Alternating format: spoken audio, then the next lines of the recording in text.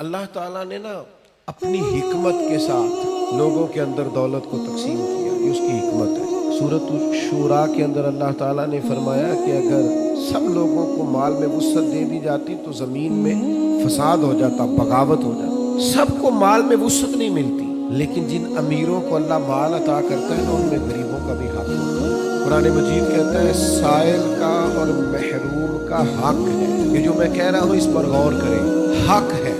अमीर आदमी पर गरीब का, आपका ख्याल है वो मांगने आया है, और अल्लाह का कुरान कहता है हक लेने आया है।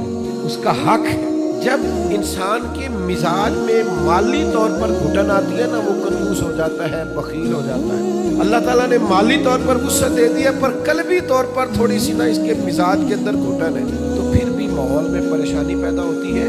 अल्लाह ताला बाज लोगों को ज्यादा माल अता कर, उनकी जिम्मेदारी है गरीब बहन भाइयों का, दोस्तों का,